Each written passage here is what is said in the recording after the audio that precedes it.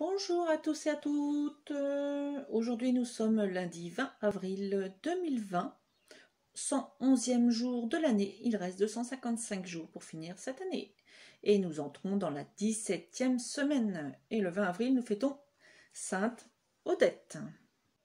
Et maintenant passons au conseil de vos anges, numéro 111.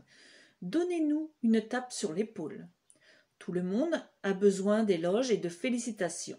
Nous, les anges, vous offrons sans cesse nos encouragements, mais peut-être avez-vous du mal à les entendre et à les croire, à moins qu'une voix humaine ne vous les transmette. Mais la reconnaissance dont vous avez le plus besoin est la vôtre. Quand les autres vous félicitent, cela vous fait du bien.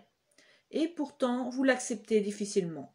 Une partie de vous garde ses distances, craignant le pouvoir et l'énergie des paroles flatteuses. C'est pourquoi il est doublement important pour vous de reconnaître votre valeur.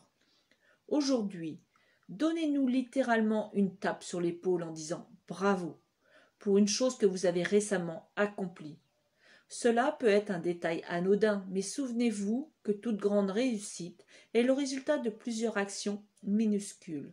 Si vous vous félicitez pour la plus petite étape, vous conserverez l'enthousiasme d'entreprendre la suivante. Pensée du jour. Je me donne une tape sur l'épaule et me félicite pour tout ce que j'ai fait. Je mérite les éloges, car même si mon but est de grimper plus haut, il est important pour moi de reconnaître ce que j'ai déjà parcouru. Je me remercie pour avoir réussi à traverser les épreuves et pour ma capacité à apprécier les bons moments.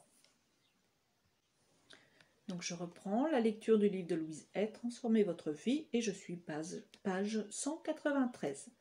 Le côlon représente notre aptitude à éliminer, à nous débarrasser de l'inutile.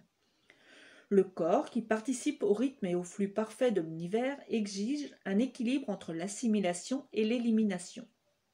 Seules nos craintes entravent l'élimination des éléments du passé. Même si les gens constipés ne sont pas réellement avares, ils ont souvent tendance à croire qu'ils subissent des manques. Ils s'accrochent à d'anciennes relations négatives. Ils refusent de jeter leurs vieux habits, pensant les utiliser éventuellement plus tard. Ils refusent de quitter un emploi désagréable, ne s'offrent jamais de plaisir, parce qu'il faut ménager l'avenir. Nous ne composerons pas notre repas d'aujourd'hui avec les déchets de celui d'hier. Apprenons à avoir confiance en la vie. Elle nous apportera toujours ce dont nous avons besoin. Nos jambes nous transportent dans l'existence. En général, des problèmes de jambes révèlent une crainte d'aller de l'avant ou de suivre une certaine direction.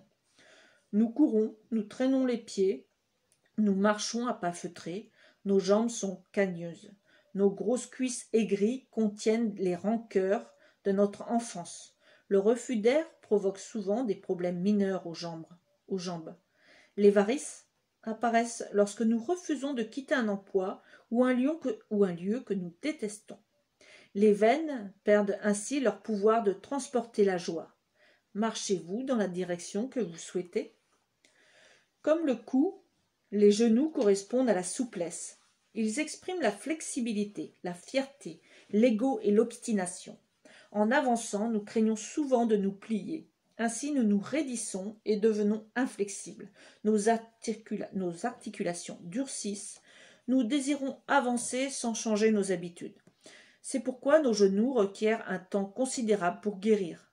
Notre ego et notre fierté sont en jeu. En revanche, la cheville se remet plus rapidement d'une blessure. La prochaine fois que vous souffrez d'un genou, réfléchissez à votre orgueil. Demandez-vous où vous refusez de fléchir. Relâchez votre obstination. La vie se caractérise par le flux, par le mouvement. Nous devons nous assouplir pour la suivre, pour nous sentir bien.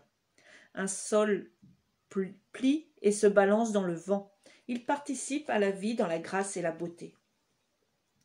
Nos pieds expriment notre compréhension de nous-mêmes et de la vie en général. De nombreuses personnes âgées éprouvent de la difficulté à marcher.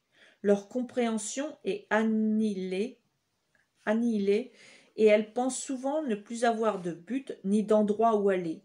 Les pieds des enfants se déplacent gaiement et légèrement, contrairement à ceux des adultes qui semblent témoigner leur refus d'avancer. Notre peau représente notre individualité. Les problèmes qui l'affectent indiquent généralement que nous sentons planer une menace sur notre personnalité. Nous imaginons que les autres exercent un pouvoir sur nous. Notre peau se tend, nous nous sentons mis à nu, nos nerfs sont à fleur de peau.